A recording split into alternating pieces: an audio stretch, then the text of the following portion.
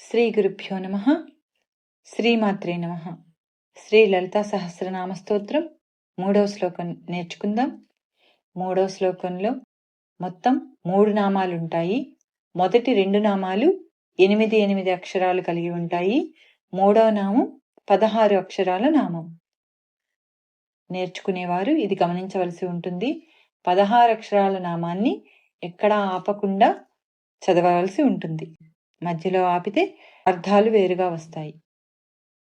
మనోరూపేక్షుకోదండా మనోరూపేక్షుకోదండా పంచతన్మాత్ర సాయకా పంచతన్మాత్ర సాయకా నిజారుణ ప్రభాపూరమజ్జద్బ్రహ్మాండమండలా నిజారుణ ప్రభాపూరమజ్జద్బ్రహ్మాండమండలా మనోరూపేక్షుకోదండా మనోరూపేక్షుకోదండా పంచతన్మాత్ర సాయకా పంచతన్మాత్ర సాయకా నిజారుణ ప్రభాపూరమజ్జద్బ్రహ్మాండమండలా నిజారుణ ప్రభాపూరమజ్జద్బ్రహ్మాండమండలా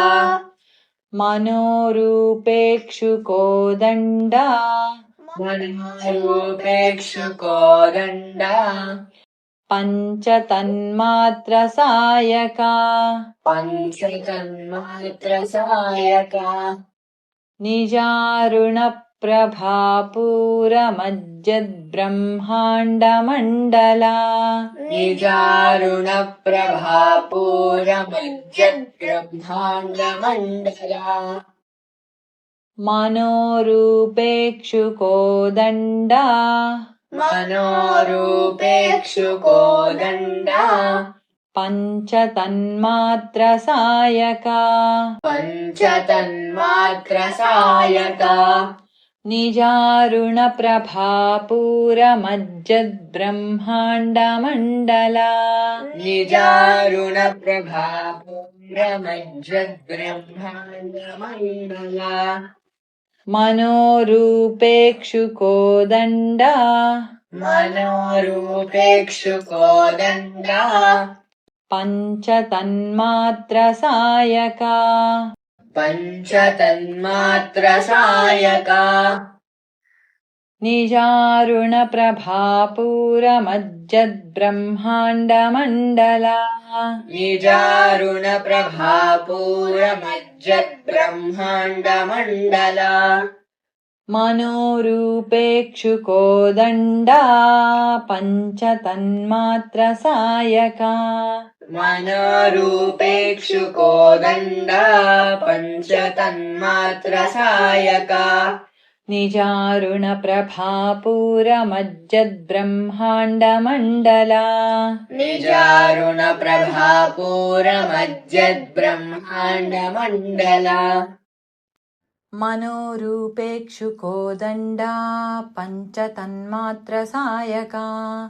నిజారుణ ప్రభాపూరమజ్జద్బ్రహ్మాండమండలా మనోరూపేక్షుకోదండా పంచతన్మాత్ర సాయకా నిజారుణ ప్రభాపూరమజ్జద్బ్రహ్మాండమండలా మనోరూపేక్షుకోదండా పంచతన్మాత్ర సాయకా నిజారుణ ప్రభాపూరమజ్జద్బ్రహ్మాండమండలా మనోరూపేక్షుకోదండా పంచతన్మాత్ర సాయకా నిజారుణ ప్రభాపూరమజ్జద్బ్రహ్మాండమండలా మనోరూపేక్షుకోదండా పంచతన్మాత్ర సాయకా నిజారుణ ప్రభాపూరమజ్జద్బ్రహ్మాండమండలా మనోరూపేక్షుకోదండా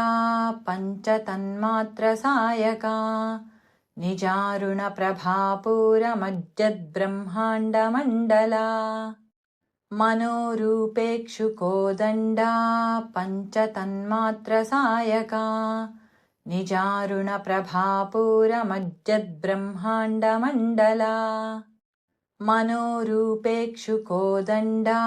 पञ्चतन्मात्रसायका निजारुणप्रभापूरमज्जद्ब्रह्माण्डमण्डला मनोरूपेक्षुकोदण्डा पञ्चतन्मात्रसायका निजारुणप्रभापूरमज्जद्ब्रह्माण्डमण्डला मनोरूपेक्षुकोदण्डा पञ्चतन्मात्रसायका निजारुणप्रभापूरमज्जद्ब्रह्माण्डमण्डला मनोरूपेक्षुकोदण्डा पञ्चतन्मात्रसायका निजारुणप्रभापूरमज्जद्ब्रह्माण्डमण्डला